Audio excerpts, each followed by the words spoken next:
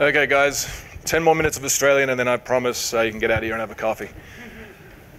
So, I've actually just taken a little snippet out of what marketing are going to release in full pretty soon, where they've been going around talking to CMOs and asking questions about what programmatic means to them. And I'm amazed that's not on bingo. How is programmatic not on bingo? There's a few that you can check off later on anyway. And this is a couple of the best practices that we've come up with to this point, and a few proof cases of why these might be best practices. So to begin with, and this is key to everything, what we've been hearing today is some really great point solutions, ones that I think everyone should be using as much as they can. Some of the stuff that Derek was coming up with is absolutely brilliant, but if you can actually loop that into your whole data strategy, then you're just going to get vastly more impact out of your actual media buys that are leading into people going to store. So when we're talking about breaking down silos, we break it into three things. One is tech. Everything needs to be in the same hub. We're moving towards this, but it's not really there at this point. The second is within the organization, we'll talk about this a little bit more, the fact that different departments, your branding guy needs to be talking to your direct response guy, understanding how they can actually leverage each other's data to get better results for both parties. And the final one is agencies, right? So agencies are out there right now, and they're already doing your branding. They're doing a lot, and they have an incredible amount of expertise. So the thought that you would take programmatic outside of what the agencies are already doing for you is a little bit crazy.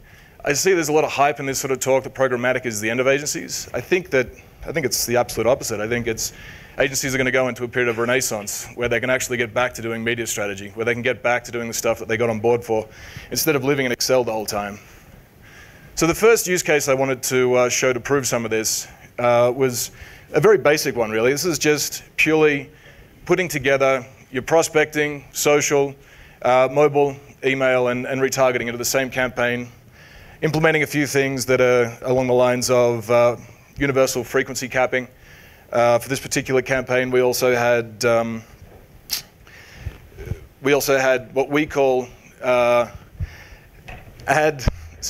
I'm new to our acronyms, so sometimes it takes a little bit of time to remember. Essentially, we stop 7 ads being served on the same page. Ad collision, that's what we call it. So we implemented that, which just simply meant that you weren't having that wastage. And we also implemented an always on with spikes for seasonality. They were the only things that happened and allowed the actual algorithm to do the work in the background. We saw 20% normalized year-on-year growth for this particular e-com site. I also love that, early on we had Criteo out here and they couldn't say who their clients were either. That's nice. By the time we release this, we should actually have a name on it. So the next bit, and again it's coming down to breaking down silos, there's a lot of talk about CMO and CIO somehow merging into one role. It's not really going to happen from what we're seeing. These are two different people with different backgrounds, different skill sets. But do they have to get on? Do they have to be besties? Yeah, in a way that probably they didn't before. Not so much in the example we just gave you. That can all be done from a CMO and an agency and a tech partner.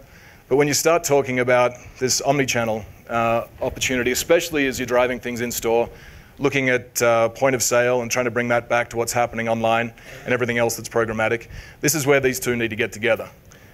So why do we think this is an important one?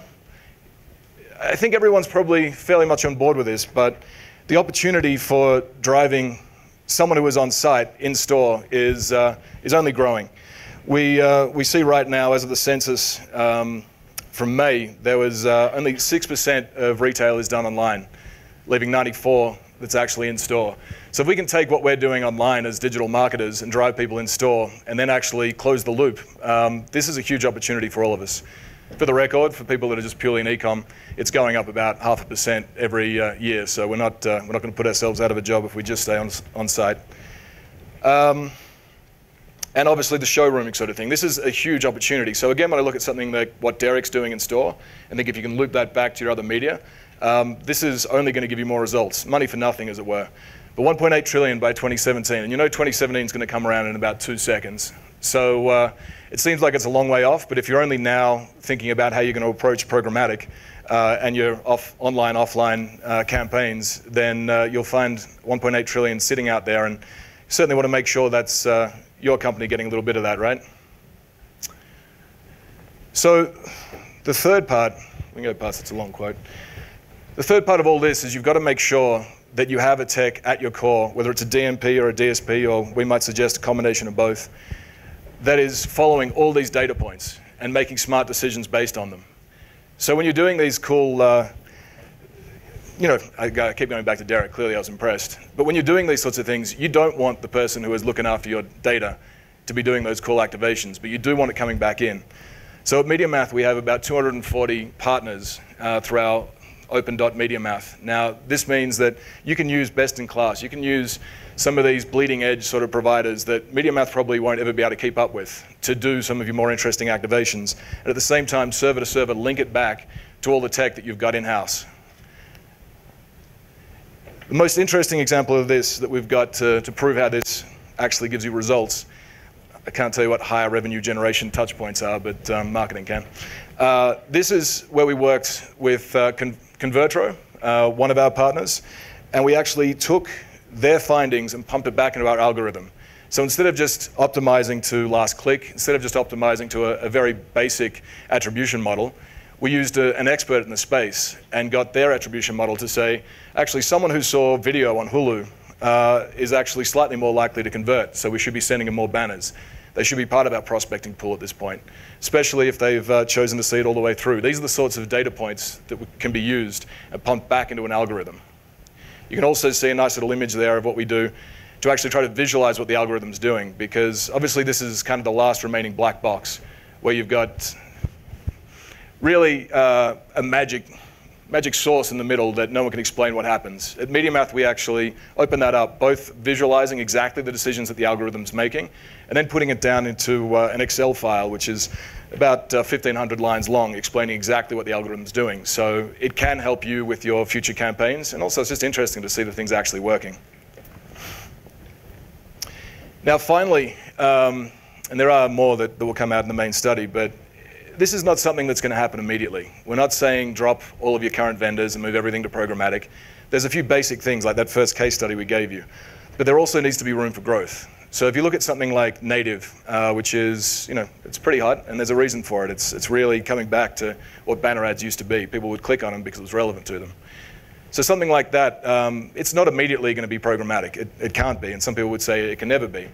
If you look at some of the guys like John Ferber who are out there right now creating the first exchange for native, BidTelect, eventually this is the sort of thing you are going to be able to run through your DSP. You are going to be able to have this as fully programmatic. You are going to understand how what's happening in native and content distribution is impacting everything else.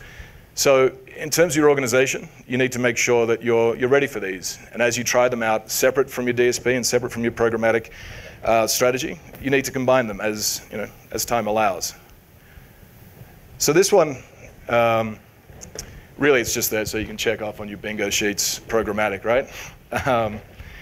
But it's kind of true, right? We're in a situation where this is a word that's thrown around a hell of a lot, and you do rely on your vendors to help you out in this one.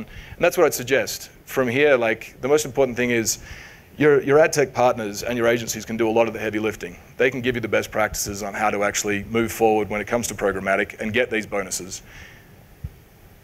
And finally, this is the thing that's very important. These sort of things have been talked about, I'd say, for like 4 years. The potential of this, how it's going to change the industry. We've just hit sort of a critical mass where it's actually happening. So everything I've spoken about are real use cases. This is something that retailers are doing right now to get better results out of their existing spend.